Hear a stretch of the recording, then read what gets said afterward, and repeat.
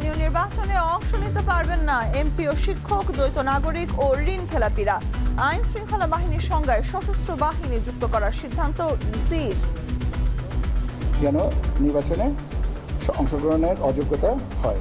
দ্বৈত নাগরিকত্বধারী যারা, তাদেরকেও কমিশন মনে করে যে তাদেরকেও আপনার নির্বাচনে অংশগ্রহণের সুযোগ নেই। জিয়া হত্যা মামলার আসামি সাবেক সেনা কর্মকর্তা মোজাফফরকে বৃহস্পতিবার ট্রাইব্যুনালে হাজিরের নির্দেশ। সাবেক আইজিপি বেনজিরের তথ্য চায় দুবাই, 2-1 দিনের মধ্যে পাঠাবে দুদক।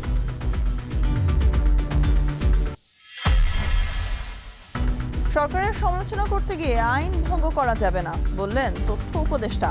অপতথ্য ও সাইবার বুলিং ঠেকাতে আইনজীবী ও বিশেষজ্ঞদের নিয়ে প্যানেল চলতি সপ্তাহেই।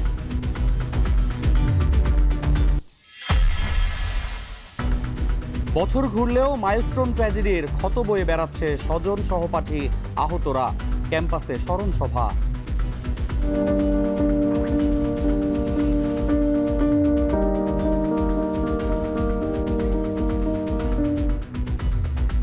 উন্নত চিকিৎসায় সহায়তার আশ্বাস স্বাস্থ্যমন্ত্রীর। সহায়তাকারী সবাই অনুপ্রেরণা হয়ে থাকবে বললেন জুবাইদা রহমান।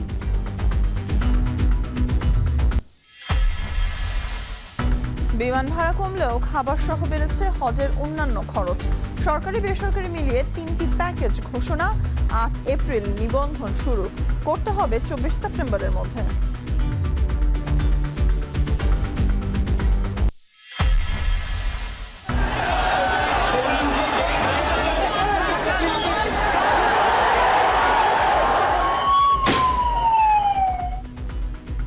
মোদির পদত্যাগের দাবিতে প্রধানমন্ত্রীর বাসভবনের সামনে রাহুল, প্রিয়াঙ্কা গান্ধী সহ কংগ্রেস নেতাদের বিক্ষোভ। যন্তর মন্তরে ককরোচ পার্টির সমর্থকদের অবস্থান কর্মসূচিতে কেজরিওয়াল।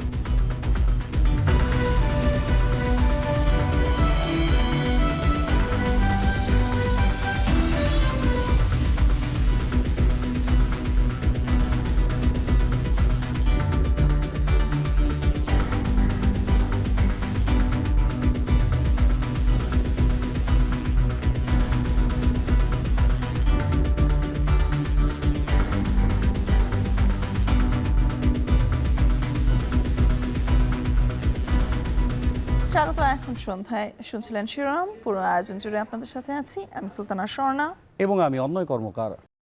এমপিওভুক্ত শিক্ষা প্রতিষ্ঠানের শিক্ষকদের প্রার্থী হওয়ার বিষয়ে নিষেধাজ্ঞা রেখে স্থানীয় নির্বাচন আইনে সুপারিশ রেখেছে ইসি। মঙ্গলবার ইসির 12তম কমিশন সভা শেষে কমিশন সচিব জানান, ভোটে ঋণখেলাপিদের অংশ নেয়ার বিষয়ে বাধ্যবাধকতা থাকছে। এসব সুপারিশের বিষয়ে স্থানীয় সরকার মন্ত্রণালয়ের সিদ্ধান্তের পর আচরণবিধি চূড়ান্ত করা হবে। এদিকে স্থানীয় সরকার নির্বাচন আইনে আইন শৃঙ্খলা বাহিনীর সংজ্ঞায় সেনাবাহিনীকে যুক্ত করতে চায় কমিশন। বিস্তারিত মিয়া আমিরুলের প্রতিবেদনে। আসন্ন স্থানীয় সরকার নির্বাচন উপলক্ষে বিদ্যমান আইন বিধিমালা সংশোধনে ইসির 12তম কমিশন সভা। এদিন স্থানীয় সরকারের 4 প্রতিষ্ঠান, ইউনিয়ন পরিষদ, পৌরসভা, উপজেলা ও সিটি কর্পোরেশনের নির্বাচন সুষ্ঠুভাবে করতে বেশ কিছু প্রস্তাবনা উঠে আসে। বৈঠকে বিদ্যমান আইনে আইন প্রয়োগকারী সংস্থার সংজ্ঞায় সশস্ত্র বাহিনীকে যুক্ত করার বিষয়ে সিদ্ধান্ত হয়। এমপিওভুক্ত প্রতিষ্ঠানের শিক্ষকদের নির্বাচনে অংশ নেওয়ার সুযোগ না রাখা, ঋণ খেলাপি বন্ধকদাতার বিষয়ে কঠোর হওয়ার বিষয়ে আভাস দেওয়া হয়।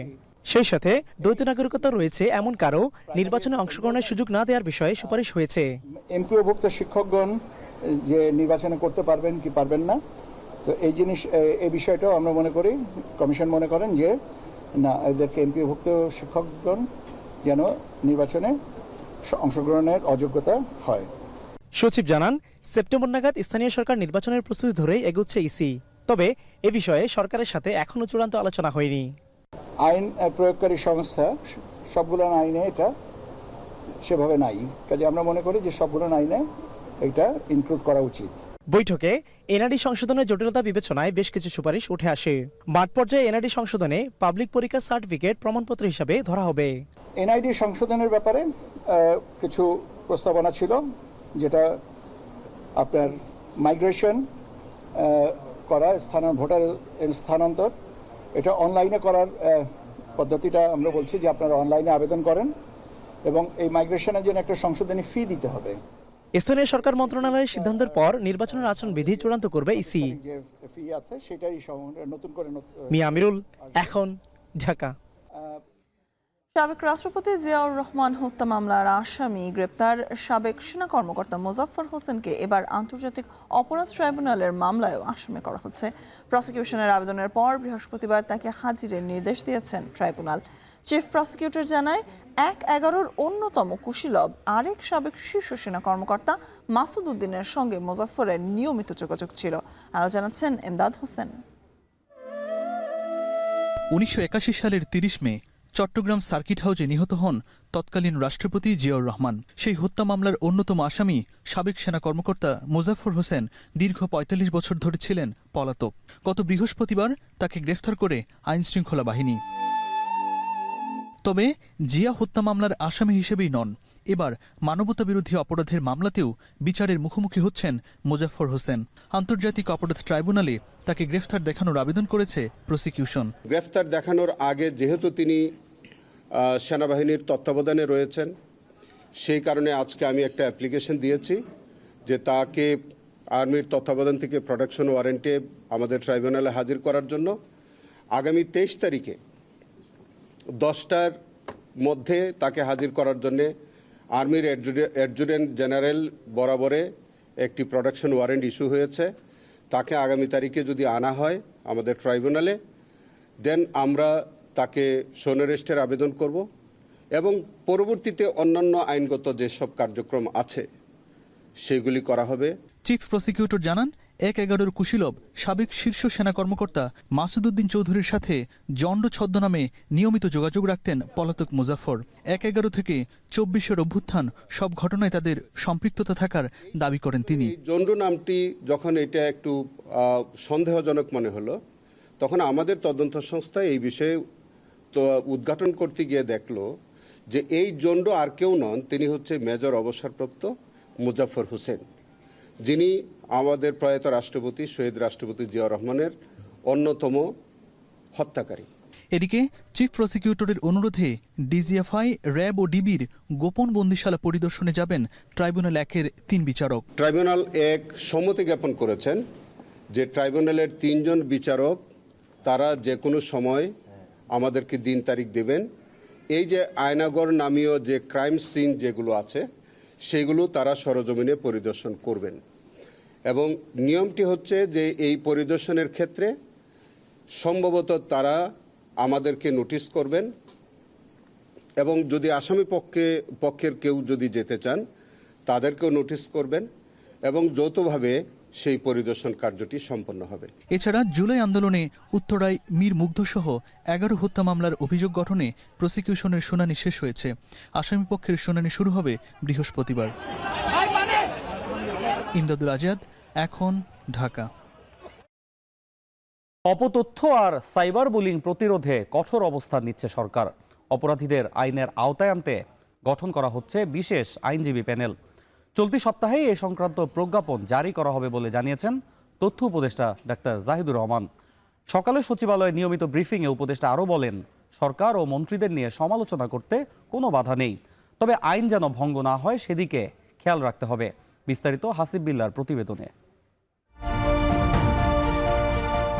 সোশ্যাল মিডিয়ায় অপতথ্যের ছড়াছড়ি আর সাইবার বুলিং এখন উদ্বেগের কারণ। প্রতিনিয়ত উদ্দেশ্যপ্রণোদিত ভুল তথ্যে বিভ্রান্ত হচ্ছেন সাধারণ মানুষ, শিকার হচ্ছেন কুরুচিপূর্ণ আক্রমণের। অপতথ্য ও সাইবার ক্রাইম প্রতিরোধে সাইবার সুরক্ষা আইন থাকলেও খুব একটা সফলতা মেলেনি। আইনটির অপব্যবহার নিয়েও উদ্বেগ আছে সচেতন মহলে। সাইবার বুলিং বিশেষ করে এগুলো এই রাষ্ট্র সহ্য করবে না, সরকার সহ্য করবে না। এই অবস্থায় সাইবার বুলিং শক্ত হাতে দমন ও অপতথ্য ছড়িয়ে পড়া ঠেকাতে এবার প্যানেল গঠনের উদ্যোগ নিয়েছে সরকার। প্রধানমন্ত্রীর তথ্য সম্প্রচার বিষয়ক উপদেষ্টা ডাক্তার জাহিদুর রহমান জানান, প্যানেলে আইনজীবী ও বিশেষজ্ঞ থাকবেন। আইনজীবী প্যানেল যেটার কথা বলা হয়েছিল এটা গঠন সম্পূর্ণ হয়েছে। এটা কতগুলো অ্যাডমিনিস্ট্রেটিভ প্রসেস ছিল, বিজ্ঞাপন দিতে হয়েছে, ইন্টারভিউ হয়েছে, নানা রকম ভেরিফিকেশন ছিল, সব শেষে এই প্যানেল তৈরির কাজ শেষ। জাস্ট ফর্মাল প্রজ্ঞাপনটা বাকি আছে, এটা খুব দ্রুত ২-১ দিনের মধ্যেই হয়ে যাবে। এই রাষ্ট্র, এই সরকার সিরিয়াস কগনিজেন্সে নিতে যাচ্ছে, আপনারা সতর্ক হয়ে যান। আওয়ামী লীগ আমলে অপরাধের সঙ্গে জড়িত পুলিশ ও প্রশাসনের কর্মকর্তাদের তালিকা করে পর্যায়ক্রমে ব্যবস্থা নেওয়া হচ্ছে বলে জানান তথ্য উপদেষ্টা। একই সাথে সরকারের পারফরমেন্স নিশ্চিত করতে প্রধানমন্ত্রী প্রয়োজনে মন্ত্রিসভার রদবদল করবেন বলেও উল্লেখ করেন তিনি। একটা দেশে দীর্ঘদিন যখন একটা এই ধরনের সরকারের অধীনে থাকে, তাদের প্রচুর লোকজন থেকে গেছে। আপনি খুব রাতারাতি এগুলো পরিবর্তন করে ফেলা কঠিন, কিন্তু আপনি যদি খুব গভীরভাবে দেখেন, দেখবেন ব্যবস্থা নেওয়া হয়েছে। কিছু পুলিশ কর্মকর্তা বা প্রশাসনের কিছু মানুষজনের বিরুদ্ধে ব্যবস্থা নেওয়া হচ্ছে। মাননীয় প্রধানমন্ত্রী একটা মন্ত্রিসভা তৈরি করেছেন, একটা উপদেষ্টা পরিষদ তৈরি করেছেন। এটুকু ওনার সাথে কথা প্রসঙ্গে আমি যতটুকু বুঝি, ওনার যদি কখনো মনে হয় যে কেউ ভালো পারফর্ম করতে পারছেন না, তার জায়গায় দপ্তর পুনর্বন্টন অথবা নতুন কাউকে দেয়া, এগুলো যদি প্রয়োজন মনে করেন তিনি সেটা করবেন। তথ্য উপদেষ্টা কথা বলেন মাইলস্টোন বিমান দুর্ঘটনা নিয়েও।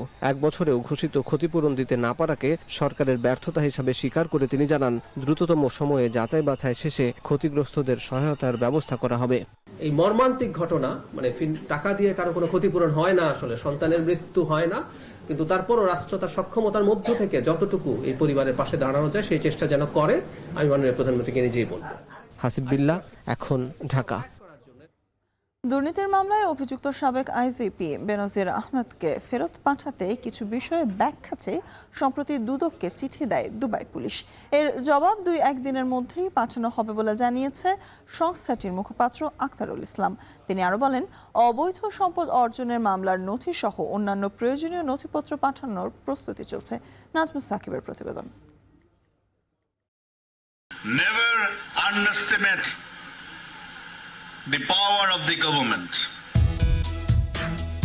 জুন মাসের মাঝামাঝি সময়ে পলাতক সাবেক আইজিপি বেনজির আহমেদকে ইন্টারপোলের মাধ্যমে দুবাই পুলিশ গ্রেপ্তার করে। এরপরই এই আসামিকে দেশে ফেরাতে তোড়জোড় শুরু করে দুদক। মাত্র 2 দিনের ব্যবধানে সমস্ত নথিপত্র প্রস্তুত করে প্রত্যর্পণ পত্র পাঠায় সংস্থাটি। চিঠির জবাবে 1 মাস পর বেনজিরকে ফেরত পাঠাতে নীতিগত সম্মতি দিয়ে মামলাসহ কিছু বিষয়ে ব্যাখ্যা তলব করে সম্প্রতি বাংলাদেশকে চিঠি দেয় দুবাই পুলিশ। চিঠি হাতে পেয়ে সেই জবাব প্রস্তুত করতে কাজ শুরু করেছে দুদক। দুদকের মামলার সংশ্লিষ্ট যে বিষয়গুলো জানতে চেয়েছেন দুদকের তদন্ত কর্মকর্তা, সেই বিষয়গুলোই মূলত ক্লিয়ার করে হয়তো 2-1 দিনের মধ্যে আবার পাঠাবেন। বেনজিরের বিরুদ্ধে পাসপোর্ট জালিয়াতি সহ অঢেল সম্পদ অর্জনের অভিযোগে 6টি মামলা করে সংস্থাটি। 6টা মামলার মধ্যে একটা মামলার চার্জশিট দেওয়া হয়েছে। জ্ঞাত আয় বহির্ভূত সম্পদ অর্জনের মামলায় তার বিরুদ্ধে চার্জশিট দেওয়া হয়েছে। সেই চার্জশিটের বিষয়ে চার্জশিট করা যে মামলাটা, সেই মামলায় তাকে ইন্টারপোলের মাধ্যমে গ্রেপ্তার করা হয়েছে। এর মধ্যে 74 কোটি টাকার অবৈধ সম্পদ মামলায় বিচার কাজ শুরু হয়েছে। নাজমুস সাকিব, এখন, ঢাকা। রাজধানীর উত্তরার মাইলস্টোন স্কুল অ্যান্ড কলেজ ক্যাম্পাসে যুদ্ধ বিমান বিধ্বস্ত হওয়ার ঘটনায় হতাহতদের স্মরণে ক্যাম্পাসে চলছে 2 দিনের কর্মসূচি। দোয়া মাহফিলের পাশাপাশি নিহতদের ছবি, বন্ধুদের লেখা স্মৃতিকথা এবং বিভিন্ন বার্তাও প্রদর্শন করা হয়। সহপাঠীদের স্মৃতিচারণায় উঠে আসে হারানো বন্ধু ও স্বজন হারানোর বেদনার কথা। আতিক মেজবা লগ্নর প্রতিবেদন। উত্তরের মাইলস্টোনের আকাশ ভেদ করে নামছে বিমান, যাত্রীবাহী কিংবা প্রশিক্ষণ, আর নিচে চলছে দোয়া মাহফিল। ঠিক 1 বছর আগে এই দিনেই এমন একটি বিমান দুর্ঘটনায় মর্মান্তিক ট্র্যাজেডিতে শোকে স্তব্ধ হয়েছিল পুরো দেশ। নিহতদের স্মরণ এবং আহতদের প্রতি সংহতি জানাতে 2 দিনের কর্মসূচি নিয়েছে শিক্ষা প্রতিষ্ঠানটি। চিঠির শব্দে হারিয়ে যাওয়া বন্ধুদের স্মরণ করছে সহপাঠীরা, যাদের ছুটির ঘণ্টা বেজেছে চিরদিনের জন্য। ঠিক এই জায়গায় অকালে মৃত্যু বলে ঢলে পড়ে। আমরা তাদের আত্মার মাগফিরাত কামনা করার জন্য, তাদেরকে শ্রদ্ধা জানানোর জন্য আজকের এই ছোট্ট অনুষ্ঠানের আয়োজন করেছি। দুর্বিষহ এই দিনকে ঘিরে বিকেলে অভিভাবক ও স্বজনদের নিয়ে স্মৃতিচারণার আয়োজন করেছে শিক্ষা প্রতিষ্ঠানটি। শিক্ষার্থী, সন্তান কিংবা স্বজন হারানোর বেদনা একাকার হয়ে যায় কেন্দ্রীয় অডিটোরিয়ামে। কথা বলেন আহত পরিবারও। বাচ্চাগুলো ওই দিন আমার সাথে ছিল, বের হয়ে আসছে। অনেকে অসুস্থ ছিল, কিছুদিন হাসপাতালে ভর্তি ছিল, এখন ওরা ক্লাস করছে আর বাচ্চারা এখন পরীক্ষা দেয়। আমরা আহত বাচ্চাদের চিকিৎসা নিয়ে প্রবলেম ফেস করেছি। সরকারের অনুদানের বিষয়গুলো আসছে, সেগুলো নিয়ে আমরা প্রবলেম ফেস করেছি। তারপরেও আমরা আমাদের দিন কাটায় যাচ্ছি। এদিকে বেদনাদায়ক এদিনকে ঘিরে উত্তরাসহ 16টি শাখায় একদিনের ছুটি ঘোষণা করেছে মাইলস্টোন কর্তৃপক্ষ। পক্ষ থেকে আমাদের মাহবুব হাসান রিপন, এখন ঢাকা। মাইলস্টোন দুর্ঘটনায় দগ্ধ ও আহত 57 জন চিকিৎসাধীন ছিলেন জাতীয় বার্ন ইনস্টিটিউটে। দীর্ঘ চিকিৎসা শেষে এদের মধ্যে 25 জন সুস্থ হয়ে বাড়ি ফিরলেও তাদের এখনও চিকিৎসা নিতে হয় নিয়মিত। হতাহতের স্মরণ সভায় জিয়াউর রহমান ফাউন্ডেশনের ভাইস প্রেসিডেন্ট ডাক্তার জুবায়েদা রহমান বলেন, ভয়াবহ এই দুর্ঘটনার ধকল কাটিয়ে উঠতে যারা কাজ করেছেন জাতি তাদের আজীবন স্মরণ করবে। জাহিদ হাসানের প্রতিবেদনে থাকছে বিস্তারিত। 25 জুলাই দুপুর বিরতির সময় হঠাৎ উত্তরার দিয়াবাড়ির মাইলস্টোন স্কুলের একটি ভবনের ওপর প্রশিক্ষণ বিমান ঢুকে পড়ে। ভবনের ওপর পড়তেই আগুন লেগে যায় বিমানটিতে। বিকট শব্দের আতঙ্কে ছোটাছুটি শুরু হয়। চিৎকার আর আগুনের ধোঁয়ার মধ্যেই বের হয়ে আসে একের পর এক শিশুর ক্ষতবিক্ষত মরদেহ। অনেক শিশুর শরীর আগুনে ঝলসে যায়। তাদের নিয়ে আসা হয় জাতীয় বার্ন ও প্লাস্টিক ইনস্টিটিউটে। সেখানেও চিকিৎসাধীন অবস্থায় কয়েকজন মারা যান। 28 জন শিক্ষার্থী, 3 জন শিক্ষক ও 3 জন অভিভাবক সহ 36 জন সেদিন এই দুর্ঘটনায় মারা যান। দুর্বিষহ এই দিনকে ঘিরে অভিভাবক স্বজনদের নিয়ে স্মৃতিচারণার আয়োজন হয় জাতীয় বার্ন ও প্লাস্টিক সার্জারি ইনস্টিটিউটে, যেখানে চিকিৎসাধীন অবস্থায় মৃত্যুর কাছে হার মেনেছিল পৃথিবী গড়ার স্বপ্ন। আমাদের সন্তানদেরকে আমরা স্কুলে পাঠিয়েছিলাম সুস্থ সবলভাবে, যাতে তারা স্কুল শেষ করে বাড়িতে ফিরে আসতে পারে। তারা ঠিকই ফিরেছে, কিন্তু তাদের শরীরে আগুনের দগ্ধ ক্ষত নিয়ে 1 বছর পেরিয়ে গেছে, কিন্তু আমাদের সেই শোককে কেউ মুছে দিতে পারেনি। এদিন জোড়াকন্যা হারানো মা আকলিমার আর্তনাদ আর শিক্ষার্থীদের জন্য জীবন উৎসর্গ করা মাহারিন চৌধুরীর স্বামীর কণ্ঠে উঠে আসে সেই নির্মম দিনের স্মৃতি। আমার সন্তান আহত হওয়ার পর আমি তার কষ্ট দেখেছি, তার ভয় দেখেছি, তার নীরবতা দেখেছি, আর একজন মা হিসেবে প্রতিটি মুহূর্তে আমার ভিতর থেকে ভেঙে পড়েছি। বাংলাদেশের ইতিহাসে আমার মনে হয় যে এরকম আগুনে পোড়ার কোনো ঘটনা ঘটে নাই। এ সময় তদন্ত প্রতিবেদন প্রকাশে বিলম্ব, প্রতিশ্রুত ক্ষতিপূরণ বাস্তবায়নে গাফিলতির অভিযোগ তোলেন ক্ষতিগ্রস্তরা। প্রশ্ন ওঠে শিক্ষা প্রতিষ্ঠানের অপরিকল্পিত অবকাঠামো নিয়েও। বার্নের জ্বালা কতটুকু যার বার্ন হয়নি তিনি বুঝবেন না। অনুষ্ঠানে ভারত, সিঙ্গাপুর, চীন ও যুক্তরাজ্যের কূটনীতিকরা উপস্থিত ছিলেন। যে কোনো সংকটে পাশে থাকার আশ্বাস দেন তারা।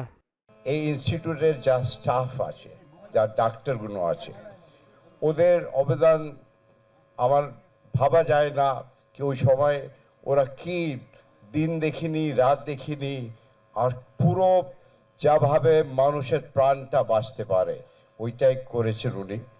অনুষ্ঠানে স্বাস্থ্যমন্ত্রী সর্দার মোহাম্মদ সাখাওয়াত হোসেন বলেন, মাইলস্টোন বিমান দুর্ঘটনায় আহতদের উন্নত চিকিৎসায় প্রয়োজনে সকল পদক্ষেপ নেবে সরকার। ডাক্তাররা নিষ্ঠার সাথে বার্ন ইউনিটে কাজ করে যাচ্ছেন। এরপরেও যদি আরো কিছু উন্নততর চিকিৎসারও প্রয়োজন হয়, আমাদের সরকার, আমরা পিছিয়ে থাকবো না। তাদের জীবনের উন্নতির জন্য এবং রিহেবিলিটেশনের জন্য যদি কিছু করতে হয়, ইনশাল্লাহ আমরা আমাদের সরকারের পক্ষ থেকে করব। অনুষ্ঠানে প্রধান অতিথি হিসাবে জিয়াউর রহমান ফাউন্ডেশনের vice president doctor Zubaida Rahman বলেন, মাইলস্টোন স্কুলের ট্র্যাজেডিতে সবাই সাহস নিয়ে যেভাবে দাঁড়িয়েছে তা অনুপ্রেরণা হয়ে থাকবে। জাতি কখনোই তাদের ভুলবে না। মাইলস্টোন ট্র্যাজেডিতে আহত শিক্ষক, শিক্ষিকা, শিক্ষার্থীবৃন্দের মনোবল সকলের প্রেরণার উৎস। ভয়াবহ অভিজ্ঞতার পরও আপনারা যেভাবে সাহস ও সংকল্প নিয়ে ভবিষ্যতের দিকে এগিয়ে যাচ্ছেন, জাতি কোনোদিন ভুলবে না।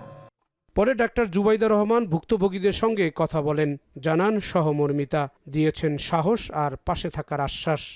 মাননীয় প্রধান অতিথি ডক্টর জুবাইদা রহমান। জাহিদ হাসান, এখন ঢাকা। 2027 সালের হজ প্যাকেজে বিমান ভাড়া 24,830 টাকা কমিয়ে 1,30,000 ধরা হলেও মূল প্যাকেজের খরচ বেড়েছে। সকালে সচিবালয়ে সরকারি বেসরকারি 3টি প্যাকেজ ঘোষণা করেন ধর্মমন্ত্রী। আগামী বছরের 8 এপ্রিল শুরু হতে যাওয়া হজ যাত্রার নিবন্ধন শেষ হবে চলতি বছরের 24 সেপ্টেম্বর। বিস্তারিত জাওয়াদ মাহমুদের প্রতিবেদনে। চলতি বছর বাংলাদেশ থেকে হজ করেছেন ৭৮,০০০-এর বেশি মুসল্লি। চাঁদ দেখা সাপেক্ষে ২০২৭ সালের মে মাসের মাঝামাঝি অনুষ্ঠিত হবে পবিত্র হজ। এর ১০ মাস আগেই ঘোষণা করা হলো ২০২৭ সালের হজ প্যাকেজ। প্রথম প্যাকেজে ৬,১৫,২৬৩ টাকা ও প্যাকেজ ২-এ খরচ পড়বে ৫,০৫,৬৪৮ টাকা। ২০২৬ সালে সরকার ঘোষিত সর্বনিম্ন ৪,৬৭,১৩৭ টাকার প্যাকেজে হজ যাত্রীদের প্রতিদিনের খাবারের খরচ যুক্ত ছিল না। হাজিদের সেই টাকা নিজ উদ্যোগে খরচ করতে হতো। নতুন প্যাকেজে বাধ্যতামূলকভাবে ৩৯,৫০৮ টাকার খাবারের জন্য অন্তর্ভুক্ত করা হয়েছে। এখানে দুটো জিনিস বাড়তেছে, একটা হলো খাবারের জন্য বাড়তেছে ৩৯,৫০৮ টাকা, আর সার্ভিস চার্জ ২৩,২৪০ টাকা, আর মুদ্রা বিনিময় হারে বেড়েছে ৩,৮২৬ টাকা। সৌদি সরকার এবার বাধ্যতামূলক করেছে খাবার ওনারা সরবরাহ করবে, যে জন্য টাকাটা দিতে হবে। সচিবালয়ে ধর্মমন্ত্রী জানান, আগামী বছরের ৮ এপ্রিল থেকে শুরু হবে হজ ফ্লাইট। নিবন্ধন শেষ করতে হবে ২৪শে সেপ্টেম্বরের মধ্যে। ২০২৭ সালের হজের নিবন্ধন ২৪ সেপ্টেম্বর ২০২৬ তারিখে শেষ হবে। এই হজ সিস্টেমে প্যাকেজ নির্বাচন করে ৩.৫ লক্ষ টাকা জমা দিয়ে প্রাথমিক নিবন্ধন ও প্যাকেজের সমুদয় টাকা জমা দিয়ে চূড়ান্ত নিবন্ধন করা যাবে। হজ গমনের জন্য পাসপোর্টের মেয়াদ ২০২৭ সালের ৩১শে ডিসেম্বর পর্যন্ত থাকতে হবে। চাঁদ দেখে সাপেক্ষে ২০২৭ সালের ৮ এপ্রিল হজ ফ্লাইট শুরু হবে এবং ১৫ মে পবিত্র হজ অনুষ্ঠিত হবে।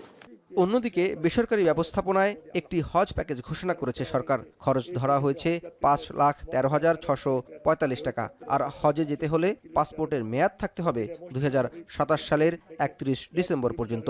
পৃথিবীতে কোথাও না, সবখানি বাড়ে। যেখানে ২ লক্ষ টাকা ছিল সেখানে ১,৩০,০০০ টাকা। ইনশাল্লাহ আগামীতে আল্লাহ যদি সহি সালামত রাখে আরো কমবে। জাওয়াদ মাহমুদ, এখন, ঢাকা। কুমিল্লা ভিক্টোরিয়া সরকারি কলেজের শিক্ষার্থী ও নাট্যকর্মী সোহাগী জাহান তনু হত্যা মামলায় আরও ২ সন্দেহভাজন সাবেক সেনা সদস্যের ডিএনএ নমুনা সংগ্রহের নির্দেশ দিয়েছেন আদালত। সন্দেহভাজনরা হলেন সিরাজগঞ্জের মেঘাই গ্রামের সোলাইমান হোসেনের ছেলে জাহিদুল ইসলাম এবং কুমিল্লার রাজাপাড়া লক্ষ্মীনগর গ্রামের এম এ হান্নানের ছেলে ফয়সাল আহমেদ রাব্বি। মামলার তদন্ত কর্মকর্তা পিবিআই পরিদর্শক মোহাম্মদ তারিকুল ইসলাম জানান, গেল ১৭ জুলাই কুমিল্লার জ্যেষ্ঠ বিচারিক হাকিম আদালত ১-এর বিচারক মুমিনুল হক তদন্তের স্বার্থে তাদের ডিএনএ সংগ্রহের অনুমতি দেন।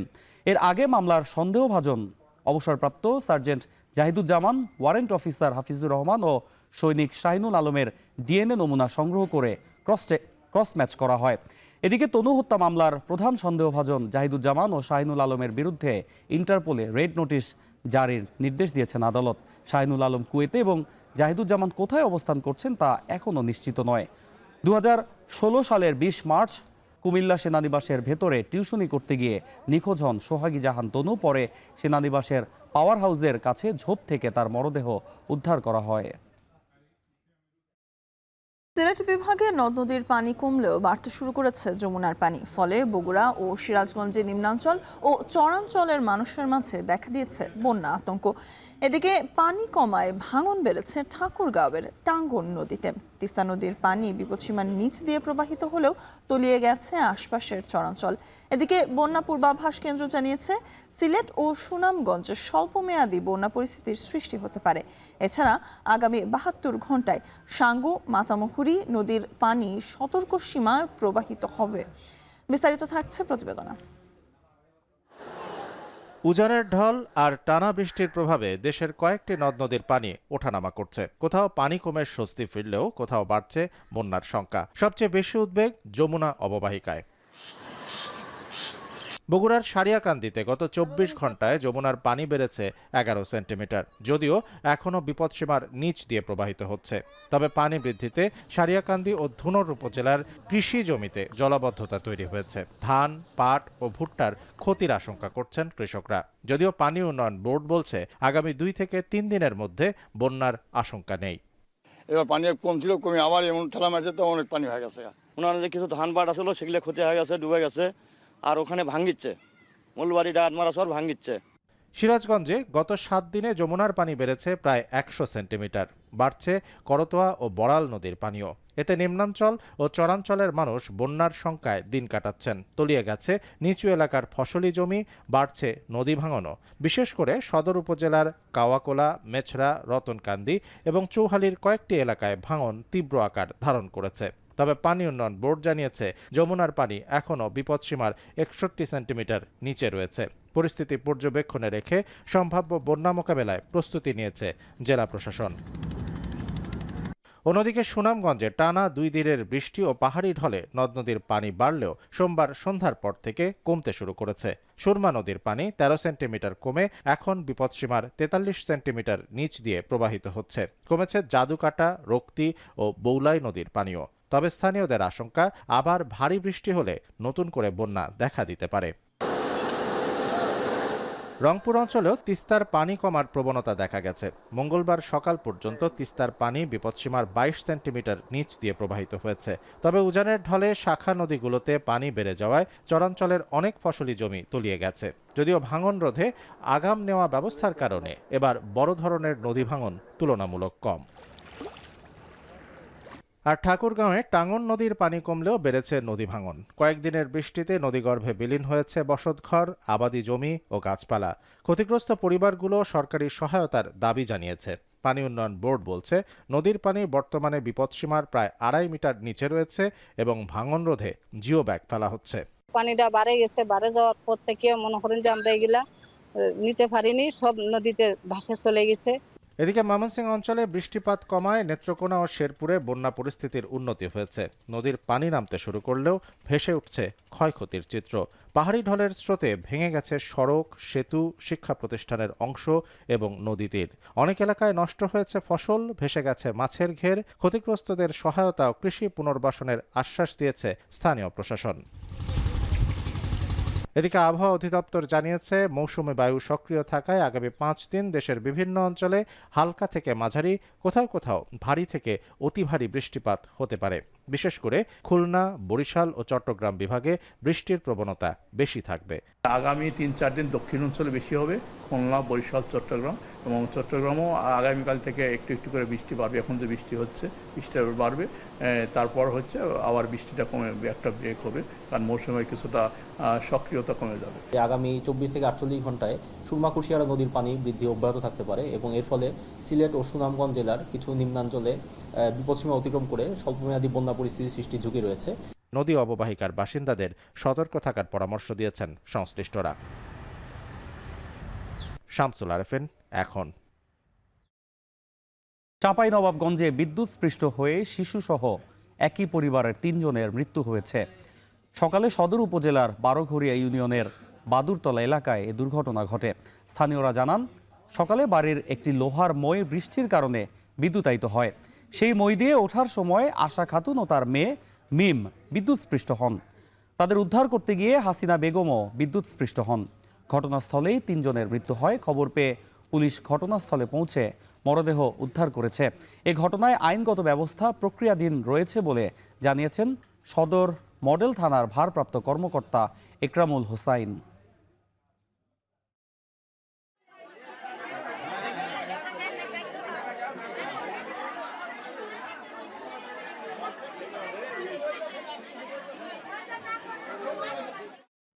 রাজশাহী বিশ্ববিদ্যালয়ের এক শিক্ষার্থীকে মারধরের অভিযোগকে কেন্দ্র করে 9 ঘন্টা বন্ধ থাকার পর স্বাভাবিক হয়েছে রাজশাহীর সঙ্গে সারা দেশের রেল যোগাযোগ। মঙ্গলবার সকালে বিশ্ববিদ্যালয়ের চারুকলা অনুষদ সংলগ্ন রেল লাইন অবরোধ করেন শিক্ষার্থীরা। তাদের অভিযোগ, পদ্মা এক্সপ্রেস ট্রেনে দায়িত্ব পালনরত জুনিয়র টিটিই সুমন আলী এক শিক্ষার্থীকে মারধর ও হেনস্থা করেন। অবরোধের কারণে রাজশাহী স্টেশনে আটকা পড়ে সিল্ক সিটি, বনলতা এক্সপ্রেস সহ একাধিক আন্তনগর ট্রেন। ভোগান্তিতে পড়েন শত শত যাত্রী। পরিস্থিতি নিয়ন্ত্রণে বিভাগীয় কমিশনারের কার্যালয়ে জরুরি বৈঠকে অভিযুক্ত টিটিইকে সাময়িক বরখাস্ত এবং ঘটনার তদন্তে 2টি কমিটি গঠনের সিদ্ধান্ত হয়। এছাড়া ভুক্তভোগী শিক্ষার্থীর চিকিৎসা ব্যবস্থা ও রাজশাহী বিশ্ববিদ্যালয় স্টেশনে গভীর রাতে চলাচলকারী আন্তনগর ট্রেনের যাত্রা বিরতির সিদ্ধান্ত নেওয়া হয়। প্রশাসনের আশ্বাসের পর বিকেলে অবরোধ তুলে নেন শিক্ষার্থীরা। এরপর রাজশাহী থেকে সারা দেশে ট্রেন চলাচল স্বাভাবিক হয়।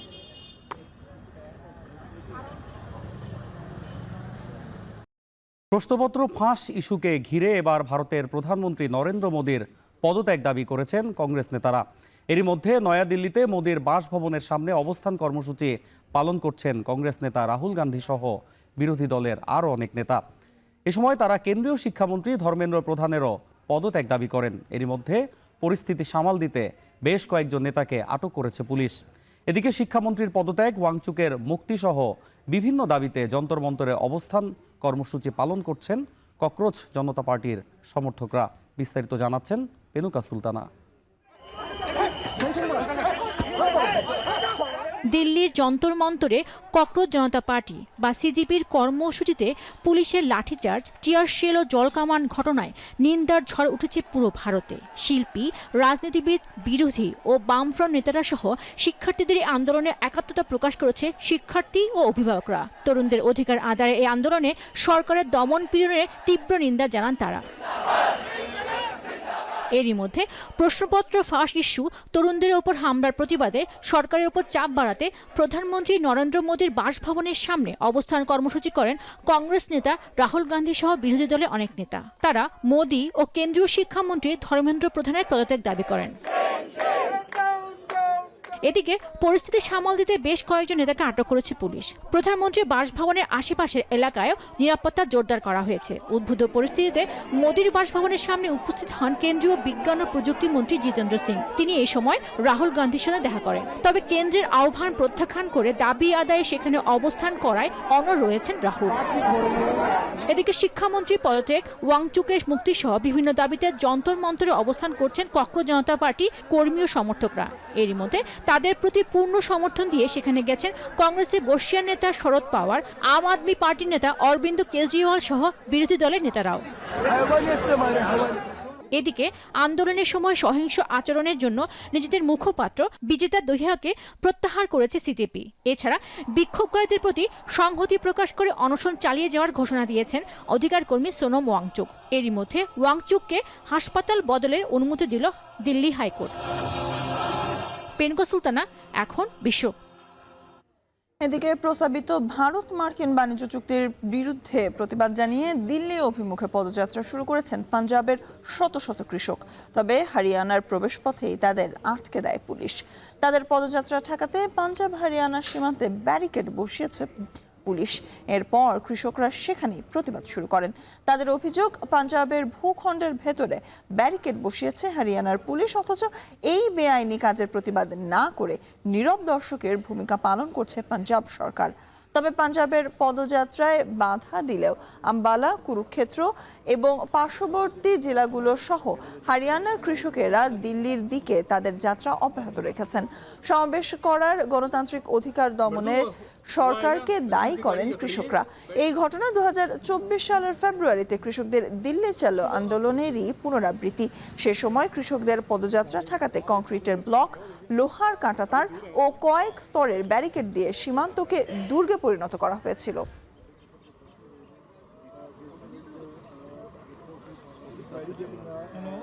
আর আপনারা দেখছেন এখন সন্ধ্যা, আপনাদের সাথে আছি আমি সুলতানা স্বর্ণা এবং আমি অন্যয় কর্মকার।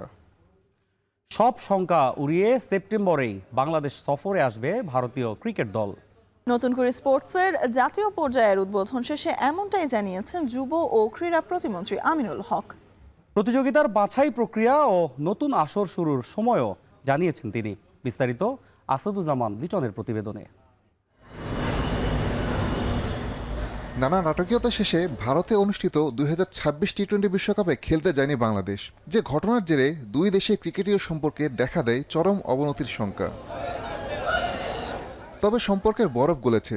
সব ঠিক থাকলে আগামী সেপ্টেম্বরে দ্বিপাক্ষিক সিরিজ খেলতে বাংলাদেশ সফর করবে ভারতীয় ক্রিকেট দল। নতুন করে স্পোর্টসের জাতীয় পর্যায়ের উদ্বোধন শেষে একথা জানান যুব ও ক্রীড়া প্রতিমন্ত্রী আমিনুল হক।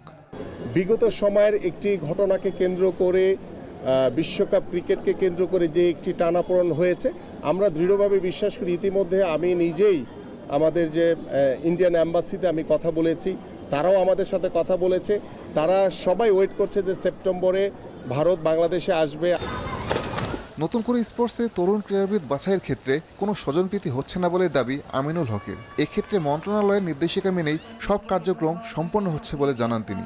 আমরা ইউনিয়ন পর্যায় থেকে, আমাদের উপজেলা পর্যায় থেকে, আমরা জেলা পর্যায় থেকে, বিভাগ থেকে জাতীয় পর্যায়ে কিভাবে অংশগ্রহণ করবে এবং কিভাবে খেলোয়াড় বাছাই করা হবে এবং কিভাবে আমরা প্রতিভাবান খেলোয়াড়দেরকে বাছাই করব, টোটাল বিষয়গুলো এই নির্দেশিকার ভিতরে রয়েছে। এদিকে সেপ্টেম্বরে শুরু হবে নতুন করে স্পোর্টসের দ্বিতীয় আসর, যেখানে যুক্ত হবে নতুন আরও 2 ইভেন্ট। এরই মধ্যে রেজিস্ট্রেশন শুরুর কথা জানান যুব ও ক্রীড়া প্রতিমন্ত্রী। ইনশাল্লাহ দ্বিতীয় আসর আমাদের সেপ্টেম্বর থেকে আবার আনুষ্ঠানিকভাবে শুরু হবে। ইতিমধ্যে আমাদের দ্বিতীয় আসরের অনলাইন যে রেজিস্ট্রেশন কার্যক্রম 1 জুলাই থেকে শুরু হয়েছে। আমাদের 8টির সাথে আরও 2টি ইভেন্ট বাড়ছে, সেটি হচ্ছে একটি ভলিবল, আরেকটি হচ্ছে টেবিল টেনিস। তো এই 10টি ইভেন্ট নিয়ে ইনশাল্লাহ দ্বিতীয় আসর শুরু হবে। আগামী 27 জুলাই নতুন করে স্পোর্টসের প্রথম আসরের সমাপন অনুষ্ঠান অনুষ্ঠিত হবে, যেখানে সেরা ক্রীড়াবিদদের মাঝে পুরস্কার বিতরণ করবেন প্রধানমন্ত্রী তারেক রহমান। আসাদুজ্জামান লিটন, এখন। নিজের পদ টিকিয়ে রাখতে স্পেনকে বিশ্বকাপ জিততে সাহায্য করেছেন ফিফা সভাপতি জিয়ানি ইনফান্তিনো, এমন বিস্ফোরক দাবি নিয়ে হাজির হয়েছেন এক আর্জেন্টাইন সাংবাদিক। ফাইনালের আগে মেসিদের ড্রেসিং রুমের বিমর্ষ পরিবেশের পেছনেও সেই ঘটনাকেই দায় দিচ্ছেন তিনি। জুবাইর আহমেদের প্রতিবেদন। এসো সবকিছু ভুলে যাই, আমরা শুধু খেলি, চলো শুধু খেলায় মনোযোগ দেই।